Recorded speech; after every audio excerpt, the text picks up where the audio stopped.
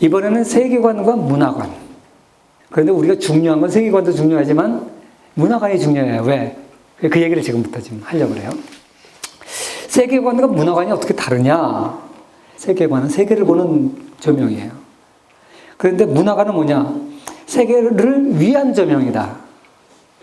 세계를 보는 관점이 아니라 세계를 위한 문화 전략이라는 말을 써요. 그런데 세계관은 같더라도 문화 전략은 다를 수 있어요. 똑같은 예수 그리스도를 하나님의 아들로 믿고 다 믿는데 우리가 작전은 다를 수가 있어요. 전략은. 세상에 대한 전략은 다를 수가 있잖아요. 그러니까 기독교 역사 과정 중에 문화 전략은 다른 여러 가지 형태가 있었어요. 그래서 이 세계관에 따라서 세상 문화가 달라진다. 이런 얘기를 아까 했는데 셰퍼 박사가 쓴 How Should We Then Live? 그 책에 보면 이 세계관에 따라서 문화가 얼마나 달라지는지 잘 설명하고 있습니다. 한 가지 단적인 얘기를 할게요. 그 사회가 돈을 추구하는 사회냐, 천국을 추구하는 사회냐에 따라서 도시의 문화가 모습이 달라지고 건물의 모습이 달라지고 비싼 땅에 거하는 건물이 뭔지가 달라져요. 하나님 나라를 추구하던 중세는 가장 도시의 중심부에 뭐가 있었습니까? 성당이 있었죠. 그리고 모든 길은 성당으로 향하게 방사선 모형이었어요. 중세에 세워진 도시, 유럽 도시들 가보면 골목골목 돼 있는데 어느 길로 가든지 마지막에 성당이 나타나요. 그런데 오늘날 물질이 지배하는, 돈이 지배하는 자본주의 사회에서 도시의 모습은 어떻습니까? 제일 비싼 땅에 시내 한복판에 금융 은행들 본사와 여러 가지 재벌들의 본사들이 있죠. 가장 비싼 땅에. 건물의 양식을 봐도 마찬가지예요. 오늘날 효율성을 강조하는 자본주의 사회의 건물은 천장이 낮습니다. 네모 반듯해요. 가장 건축비 대비 공간을 제일 많이 활용할 수 있죠. 그 시대에 추구하는 방식에 따라서 도시와 건물의 양식이 다 달라져요. 그래서 세계관은 이렇게 문화에 직접적인 영향을 준다는 것이죠.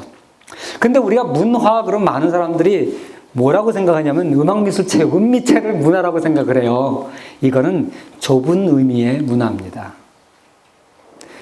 백과사전을 찾아보면 원래 문화라는 넓은 의미의 문화는 인간이 이룩한 모든 것이 문화입니다.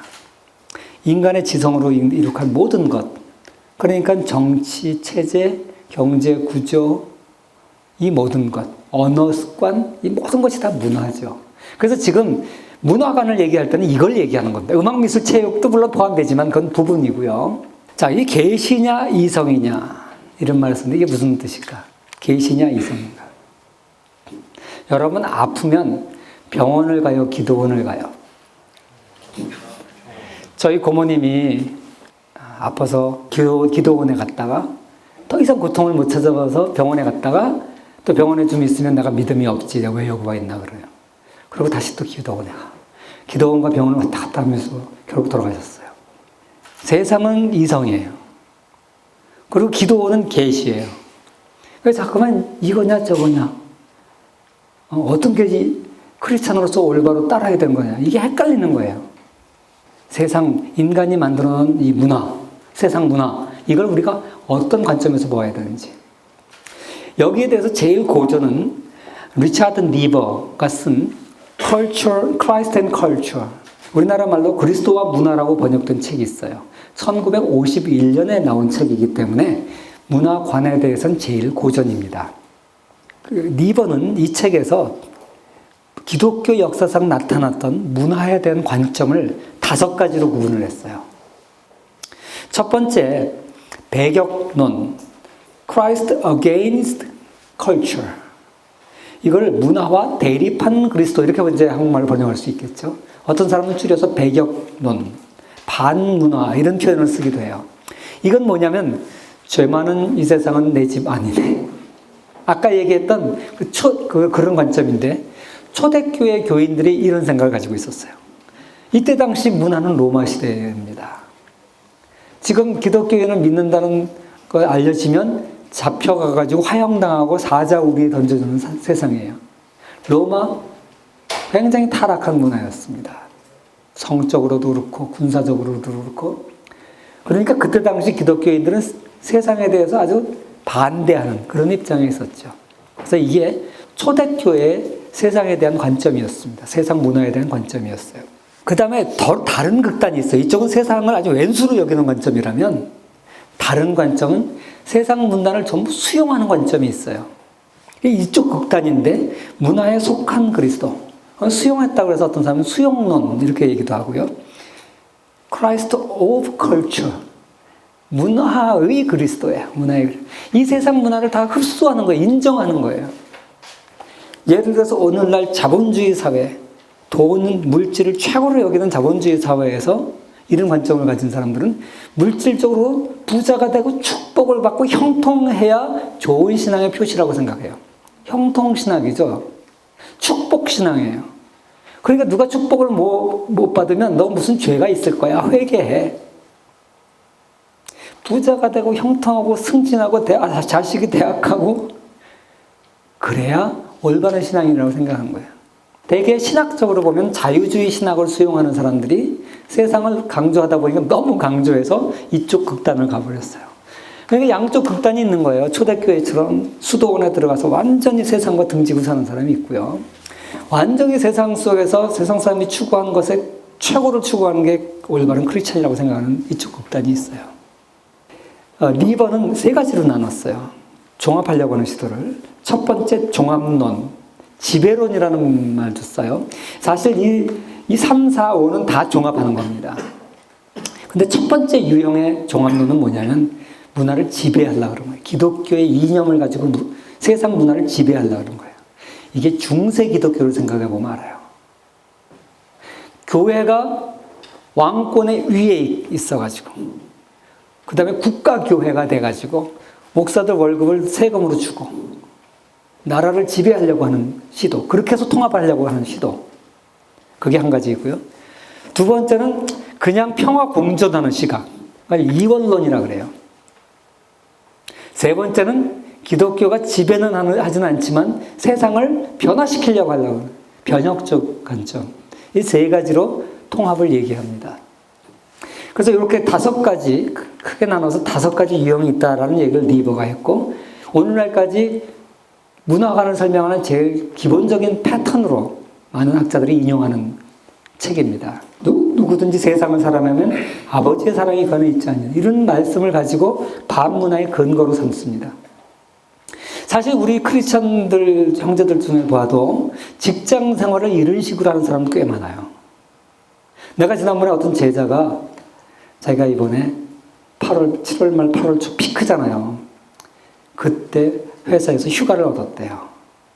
그래서 아니 신입사원이 너 어떻게 그렇게 했냐 그랬더니 뭐 회사에 자기 교회에서 봉사하기 위해서 그 유년주일학교 교사인데 그 봉사하려고 회사 가서 막 어거지를 써가지고 쟁취해서 얻어낸 거예요, 그 휴가를.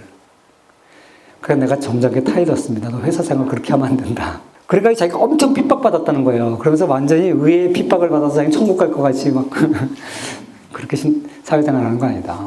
물론 네가 그 동기도 참 좋고 칭찬하기만 하고, 그러나 회사 질서가 있는 건데 남들이 그걸 좋게 나 같은 사람은 크리스찬이니까 좋게 받아줄 수 있겠지만 하나님을 모르는 사람들은 좋게 받아들이겠냐. 누구는 피크 때 가고 싶지 않겠냐.